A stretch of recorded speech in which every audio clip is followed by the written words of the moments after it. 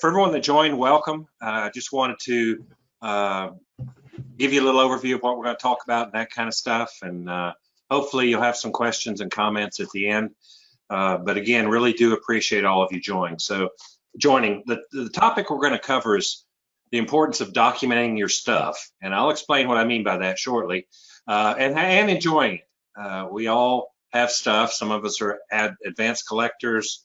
Some are just have stuff around the house. And you know, Collectorpro software has been doing this for a long time, as well as WorthPoint. And so we've seen a lot of stuff and a lot of the way people treat their stuff. So we thought we'd bring some people together and talk a little bit about our experiences. So again, welcome to our webinar. My name is Brian Hiatt. I'm the CIO of Collectorpro software. We've been in business since 1992. Linda's going to join us shortly. She's our CEO and president, and we've been providing software and services to the art and antiques and collectibles and market since 1992. So we've been doing this a long time. We've seen a lot of stuff. This all started with stuff. It all started when Linda started collecting pottery primarily back in the 90s, and we needed something to store it in from a documentation standpoint. So I built some databases and reports and stuff like that, and we had an idea that maybe we could start selling that. And we put an ad in the Main Antique Digest back in March of 1992, and within a week we had a check in the mailbox. And so we thought we had something. As they say, I guess in Hollywood, the rest is history, but we've expanded to software and services for personal property appraisers, to do online appraisals. We have an appraisal directory. It's kind of a Yelp-like directory, so we're covering that whole area. Of course, you know, we have Dana Crawford on from WorthPoint, and she's the strategic director at WorthPoint, and also known as the power selling mom, and is an eBay selling coach. So if any of you are involved in any power selling or selling, we'll call it, on eBay or other ways, Dana could be a good resource for you to be connected with, because she knows the ropes on that kind of stuff and has done very well at that. So Collectorpro is an affinity partner of WorthPoint. We've had a long relationship, many years. We each provide complementary services. You know, Collectorpro provides our software and services, and WorthPoint provides their price research databases, marks databases. They have a vault where you can store your stuff and things like that. And they probably have more. That's the main ones that I'm aware of. So it's been a good relationship, and we really complement each other. And so it's been good.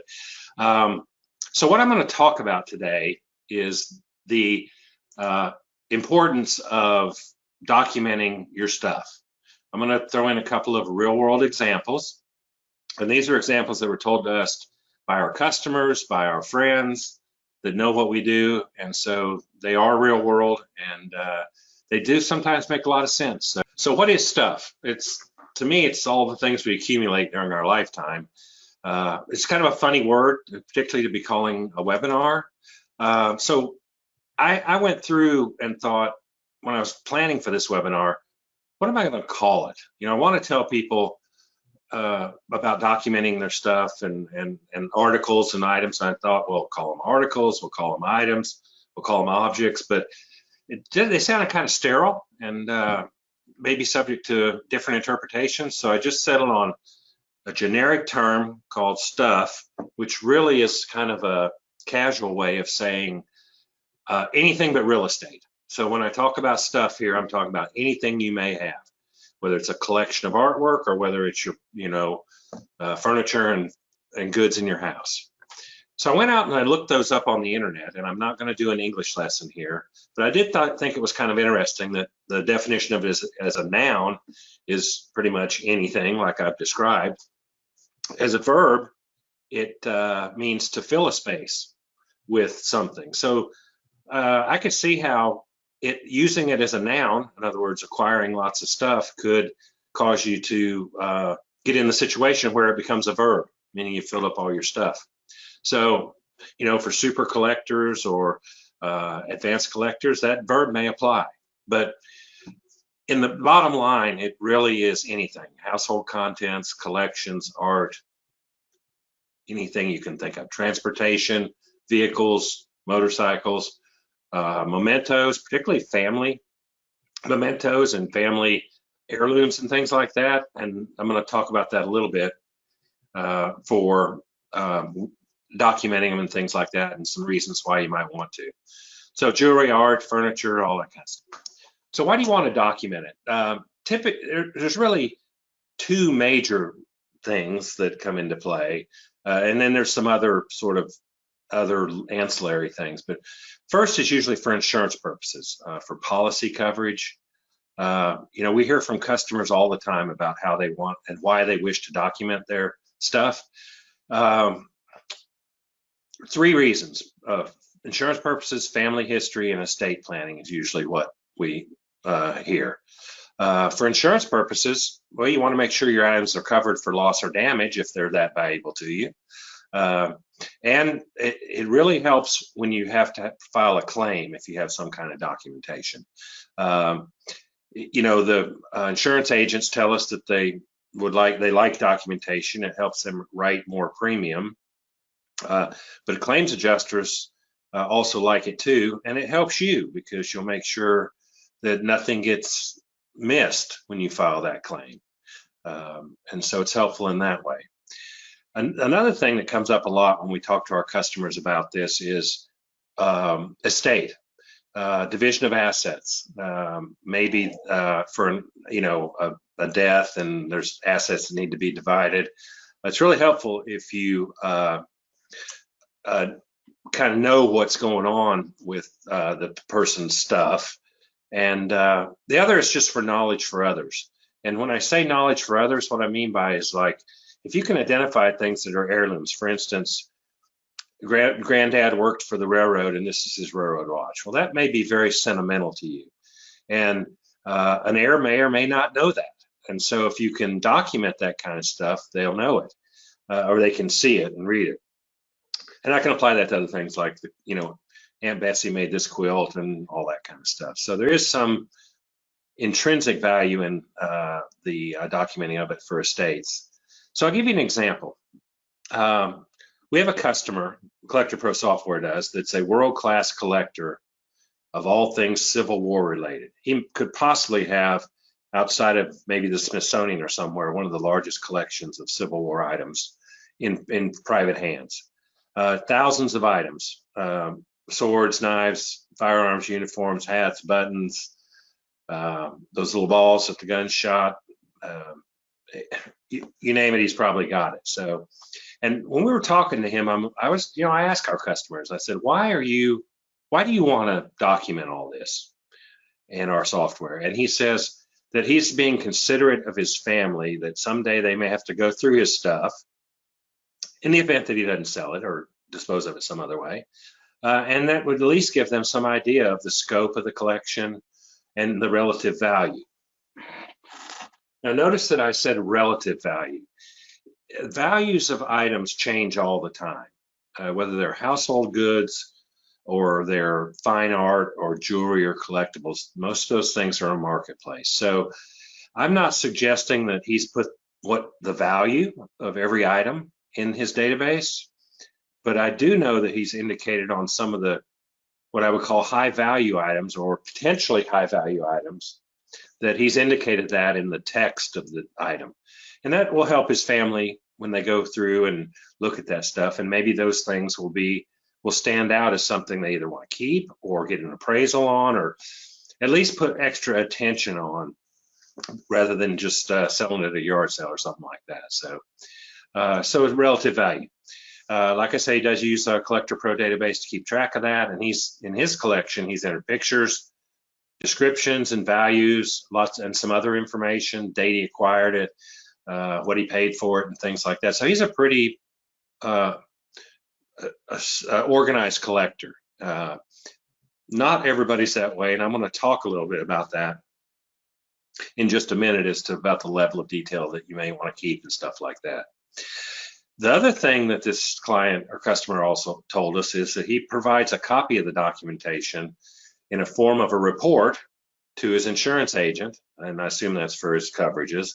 And he gives a copy of it to an Excel format. He exports it from our software to his relatives, and updates and he updates it on a regular basis. So it's really important when you're talking about documentation that it does no good if no one knows about it. So give it to somebody, put it in your safe deposit box, whatever, do both. But keep in mind that you can document it all you want, but if nobody knows about that documentation, it becomes of no value. So this is an example of a super collector, a very avid collector of a certain type of item. The other example I wanted to give is a real life example for Linda and I. We have some very good friends that had the opportunity to go through their parents' stuff after their parents passed away. They had multiple homes, they had multiple storage lockers, they had all types of stuff. They weren't collectors in the sense that they collected specific things as much as they just had a little bit of everything.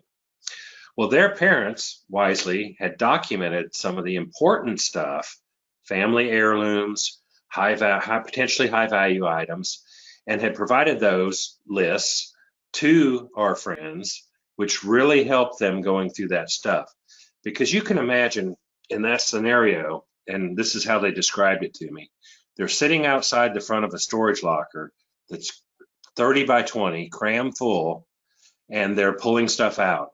And if you look at if they talked about the number of items that they had to go through, they set a threshold of within so many seconds, we need to make a decision on this item, or we're going to be here for months and months and months.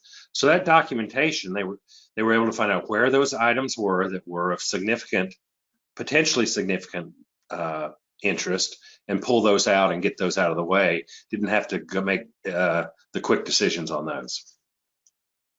So it worked out really good for them. They actually took some time off work to do it. It was a big job. So again, the fortunate thing is that their parents had documented some important stuff. So the takeaways from this part of the presentation is why to document it. Number one, be sure someone else has a copy of the documentation. Family member, friend, whatever, tax attorney, lawyer, whatever. And the idea of documenting your collection or your stuff does not apply just to collections like I'm talking about. It can apply to anything, even your household contents, artwork, jewelry, more, with the fact that you can use it for insurance purposes and for estate purposes. It's not just applicable to those big situations that I was talking about. Okay, so now I'm going to talk a little bit about how do you document your stuff. So there's a good old pencil and paper, and believe it or not, it works very well. I've done it. I'm old enough to be pre-computer, pre-internet, and I've written a lot of things down and kept them for many years. It lasts a long time. It's reliable. The search features are pretty slow, but it is there once you put it down.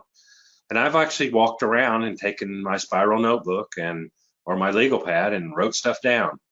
I don't do that anymore because we have electronic means. The other is photographs.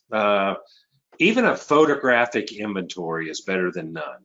And it's quick and easy to walk through room to room and take pictures of stuff, even whole rooms or whole shelves or bookcases or group shots. Even insurance agents are recommending that you walk through your home with a video camera and at least make a video of what you have at the very least.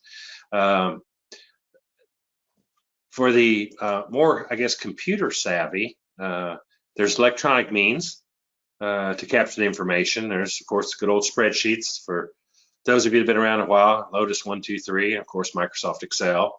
Very simple, easy to use. Create your columns, put your information in there, save it, print it, send it to somebody. Super easy. There's databases, and with those, like our software, you have the ability to have a lot of customized information. If you're really a little bit OCD about your stuff, and you want to document every aspect of it, you get a little more flexibility in there with a database. And if you're really computer savvy, you can build your own. And then there's online services like WorthPoint Vault. As I mentioned in the beginning, WorthPoint has a vault that allows you to do this kind of stuff. Super simple, easy to use. Upload the item information, pictures, type it in, upload the pictures. And it also has some additional features that help you realize other information about the object. There's also inventory services, and there seems to be a lot of these popping up right now, or not popping up, but that are hitting my radar because of, I guess, the baby boomers are getting older and all that. But there's many, many companies out there that will come in and inventory, and if you want, photograph and catalog your stuff. Just search Google for home inventory services, and I bet you'll find a whole bunch of them. So don't forget that option if you don't want to or can't do it yourself. So again, be sure others are aware of the documentation. I'm going to be harping on that a little bit. And then, oh, sorry, wrong slide. So next is, what do you want to keep? What information do we recommend that you keep about an item? Well, it's really up to you to what you want to do with that. Our customers tell us that at a minimum, they're keeping track of things like the item name. I'll give you an example, like McCoy vase. Brief description, maybe McCoy triple lily vase. The age, and the age is primarily applicable if it matters. If it really doesn't matter how old it is, there's really not much reason to keep the age. And I'm not talking about exact number of years. I'm talking about groupings. Is it 25 or less? Is years old? Is it 50 years or less old? Is it antique, meaning over 100 years old? Just something, if it matters, to keep to put it into context. The year acquired, that's kind of handy, and particularly for advanced collectors, if they're doing it for tax planning, estate tax planning purposes, the year acquired could have an effect on the, and I'm not a tax advisor, but it could have an effect on the estate tax and the capital gains tax and things like that. So year acquired, maybe even the date acquired or the month and the year acquired, whatever. If they know it, the price they paid for it, which is pretty handy. Like I said earlier, everything's a market and it's all over the place at times, but knowing what you paid for it could be important at some point in the future. Also the value. So I do want to say that that's subjective, and there's lots of places you can get values. You could hire a accredited appraiser to do a value. You probably wouldn't do that on low value routine items, but if you had some artwork or some jewelry or some sculpture, something like that, maybe you would hire an accredited appraiser.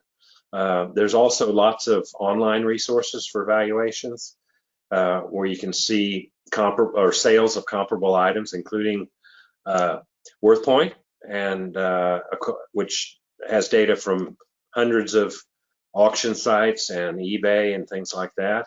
So that's another good one. There's books, the good old books. They still publish some price guidebooks, believe it or not, but you know, the point in this value part of it is not so much to have the actual dollar value in some cases. It's just indicate whether it's something that you think the value may be a significant factor to someone that's looking at your documentation. Again, maybe heirs or something like that. They're, like I mentioned earlier on that customer of ours, he marks high value items and takes one of the fields in our database and says, this could be high value, you know, be aware of it. So, but you can keep as much as you want. We have some collectors that keep like dimensions and colors and all kinds of information. So what you don't want to do is make it a burden to document it. And any documentation is better than none. So when do you update the documentation? Well, you know, it's interesting. When I talk to insurance agents, they request an interval of 2 years, every 2 years, to update the stuff for the coverage. I was a little bit surprised at that because it seems like if the value of stuff goes up and or the quantity and amount of it goes up, they could write more premium. But that's what they told us. So we get this question from our customers all the time. And so we usually tell them at least once a year, unless there are things like significant changes in value. So say you're a collector of antique furniture. Well, for those of you that know about this, the value of unless it's historically significant, the value of most antique furniture has gone way down. Younger people just aren't interested, I guess, in the older furniture. So it's a market. Everything's a market. Now, some things may have gone up. There may have been great increases in fine art. So if there are significant changes in value and you're aware of that through news services and things you follow, you may want to go take a look at your stuff and maybe update the values, or at least what's significant and what's not. And there's a lot of events that can happen that could cause major changes that you might want to consider updating your collection. An artist, say you have an artist that you have some of his artwork or hers, and that person passes away. Sometimes it goes up, sometimes it goes down. There's also situations where, say you have a super collector of a particular artist and they dump all their art onto the market for whatever reason, that causes the value or the sale price of that art to go down. So it's all those market kind of pressures. And then there's life changes. So you have things like divorce, death, division of assets. You just want to split your stuff up to for your kids. I mean, we even have one client that in the category field of his items in our database, he has the heir's name. So he can quickly run a report, or his heirs can, of who gets what. Super organized. It's a little bit much, but that is what it is. And again, pretty basic stuff here. How do you keep it safe? We have lots of clients that keep a copy of it in their safe deposit boxes, or an Excel on a thumb drive or something. Safe deposit box, of course, you can keep it in physical vaults on your premise, and fireproof safes and things like that. I would suggest storing copies in alternate locations. Give one to your brother or your sister or somebody, or your accountant, so that they have a copy of it, because you never know. Fire safes don't last forever. And of course, there's online vaults like WorthPoint. And if anything happens to your domicile or anything like that, your stuff's still going to be stored in the vault because it's online and secure and in the cloud and all that kind of stuff. So in summary, number one that I put down is enjoy your stuff. Have fun with it. Try not to make it a chore. Just the thought of documenting stuff is probably not all that attractive to a lot of people. So I would never suggest that you document it at the expense of your enjoyment of whatever it is. So if you see that happening, you might want to cut back on how much you're documenting it, or how much you're doing, or stop it completely. But try not to make it a chore. Again, I mentioned this earlier, any documentation is better than none. Even if you wrote some stuff down, or you walk through your house with a video camera and just videotape every room, every bookcase, every wall, put that in your safe deposit box. If you have a fire or a flood or something and your house is destroyed, at least you've got that. And insurance agents love that. It'll make your life a lot easier when you're dealing with the adjusters. And also to keep others updated. I've mentioned this like 4 times, and that's enough, but make sure that someone else has it, because documentation that no one knows about is not of any good. So that's the end of my presentation. I wanted to thank you, everyone, for joining. And you can see there's some of our online properties that we have. We would love to have you follow us on Collectorpro software and WorthPoint on LinkedIn, Facebook, Instagram, Twitter, all that kind of stuff, because we do post informative articles from time to time. So again, thanks. With that said, I will switch over to Dana and see if you have any questions up here. Okay, good job, Brian. Thank you. Yeah, it was really informative. I know I started uploading my great grandmother's special items. I took photos and started uploading them into the vault and on WorthPoint, and I've started to create a story. And the cool thing about adding them to the vault on WorthPoint, you can also make them public, so they don't have to be WorthPoint members, and I can share that link with all of my family and people that knew my great grandmother and that side of the family. Hi, Linda. Oh, hi, you see me. No. Yes, thanks for popping in. We've had a wonderful presentation. Now, yep. Great point about the sharing link that's in the WorthPoint vault. That's pretty neat. And yes. I like that. I noticed that when I was in there myself the other day. So. Yes, and you actually have the choice to have it be public or private. So all of your items in the vault don't have to be, you know, public. So I think that that's a great option. Yep. All right. Well, thanks everybody for joining us. Watch your inbox for the follow-up, and special thanks to Brian and Linda for putting this presentation together and sharing this awesome information. Thank you. Thank you, everybody.